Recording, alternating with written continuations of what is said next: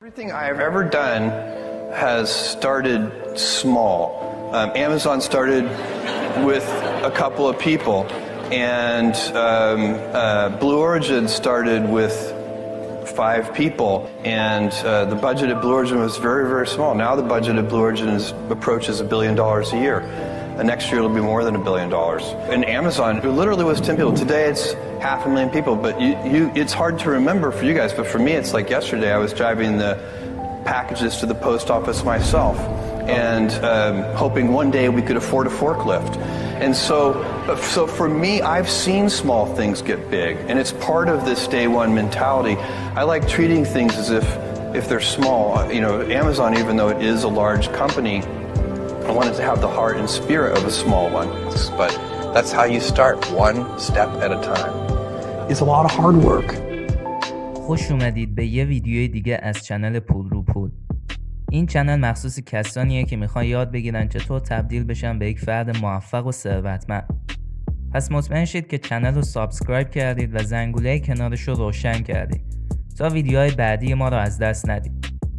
توی این ویدیو قرار به زندگی جف بزوس، ثروتمندترین فرد جهان و صاحب بزرگترین شرکت خرده فروشی آنلاین جهان یعنی آمازون بپردازیم. گفته میشه جف بزوس داره تبدیل میشه به ثروتمندترین فرد تاریخ معاصر جهان.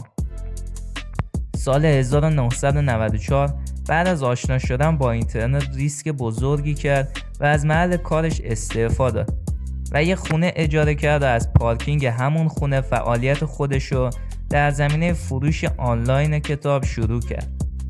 اگه میخوایم بدونین جف بزوس چقدر شکست خورده و چقدر سختی کشیده که الان یکی از موفق ترین و ثروتمندترین آدمای جهانه، حتما تا آخر این ویدیو رو تماشا کنید. جف در 12 ژانویه 1964 در نیومکسیکو به دنیا اومد. از همون کودکی روحیه کنجکاوی داشت. عاشق مکانیکی بود. حتی یه آژیر خطر الکتریکی واسه اتاقش ساخته بود تا خواهر برادرش رو از اتاق دور نگه داره. دست آخر مامان و باباش ازش خواستن تا وسایلش رو جمع کنه و به گاراژ بره و اون گاراژ تبدیل شد به یک آزمایشگاه واسه جف. دائم خودش رو با قطعات الکتریکی سرگرم میکرد و به کامپیوتر علاقه شدیدی پیدا کرد. به دانشگاه پرینستون رفت و توی رشته‌های علوم کامپیوتر و مهندس الکتریک فارغ التحصیل شد. بعد از دوران تحصیلش روی چند تا شرکت توی وال استریت سرمایه‌گذاری کرد و توی یه شرکت سرمایه‌گذاری مشغول به کار شد. اون لیستی از محصولاتی که میتونست به صورت آنلاین بفروشه رو تهیه کرد و کتاب‌ها رو گزینه مناسبی دید.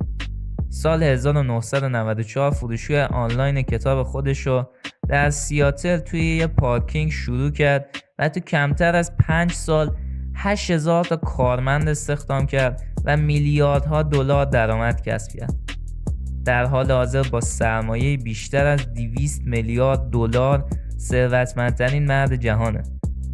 الان آمازون از شیر مرغ تا جون آدمیزاد رو به صورت آنلاین میفروشه و دیگه محدود به کتاب نیست. توی یکی از مصاحبه‌هاش میگه خودم هم مثل بقیه تعجب میکنم از کارمند بانک بودن رسیدم به اینجایی که الان هستم. اون و همسرش مکنزی تو توییتی مشترک اعلام کردن پس از یک دوره طولانی تجربه عاشقانه و یک دوره آزمایشی جدایی ما تصمیم گرفتیم که طلاق بگیریم و بقیه زندگیمون رو به عنوان دوست ادامه بدیم. تو این توییت اونا اشاره کرده بودن ما خیلی خوش شانس بودیم که یکدیگر رو پیدا کردیم و شکرگزار تمام سالهایی هستیم که با هم گذروندیم. حتی اگه میدونستیم که بعد از 25 سال جدا میشیم تمام همون کارا رو انجام میدادیم. ما به عنوان زن و شوهر زندگی فوق‌العاده‌ای داشتیم و یک آینده جذاب هم پیش روی ماست. با اینکه عنوان‌ها تفاوت خواهد کرد اما ما به عنوان یک خانواده و دوستان عزیز میمونیم. گفته میشه پس از این طلاق مکنزی ثروت زیادی به دست آورده و یکی از ثروتمندترین زنان جهان شده. If you don't love your work, you're never going to be great at it. If you can get your work life to be where you enjoy half of it, that is amazing because very few people ever achieve that. Because the truth is, everything comes with overhead. That's reality. everything comes with pieces that you don't like. Every job comes with pieces you don't like. And we need to say, that's part of it. You have to figure out how to set up your life in such a way that you can minimize the things. And I find people don't dislike hard work. What people dislike is being out of control. Like they can't control their life, they can't control their environment. This happens to me when I get overscheduled. I hate being overscheduled. I want some time to be able to think and free myself. We all have the same amount of time in the world. Nobody has more time than anybody else. And when you become a very successful person, one of the things, you start to get overscheduled. If you don't love your work, you're never going to be great at it. The other thing I would suggest to any young person, even before they start their career, is to really think about their choices. Because I find young people, and when I was young, I made this mistake too.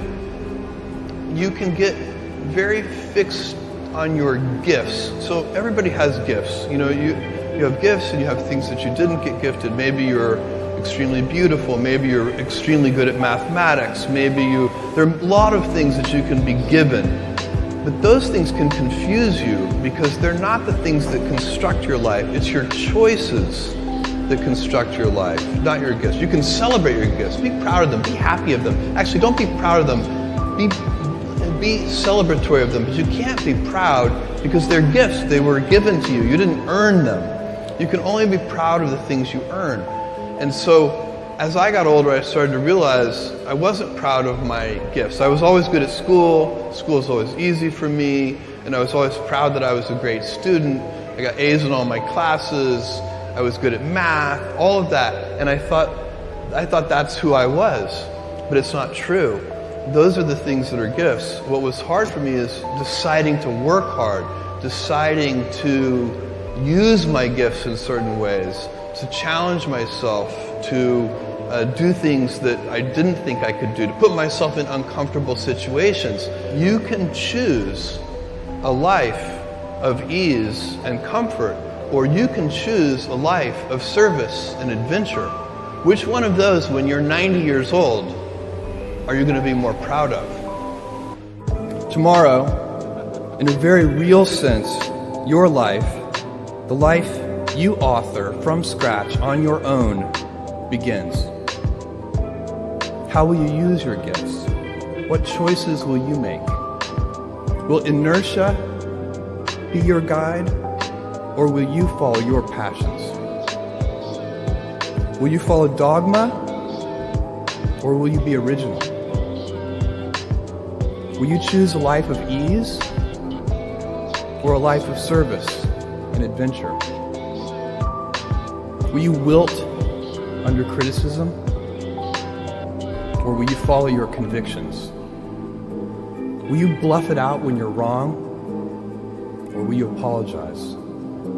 Will you guard your heart against rejection, or will you act when you fall in love? Will you play it safe, or will you be a little bit swashbuckling? When it's tough, will you give up, or will you be relentless?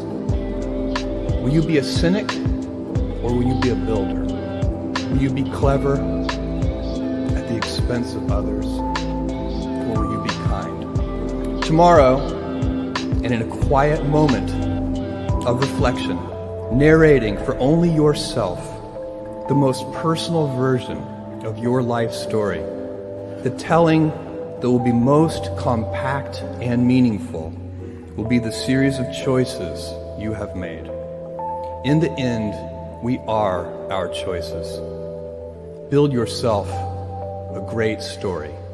به پایان این ویدیو رسیدیم. اگه از این ویدیو خوشتون اومد و تونستین مطلبی یاد بگیرید، با لایکاتون به ما انرژی بدید. میتونید توی کامنت ها بنویسید زندگینامه چه کسی رو میخواین تا واسهتون تهیه کنید. پیشنهاد میکنم این دوتا ویدیو رو هم ببینید.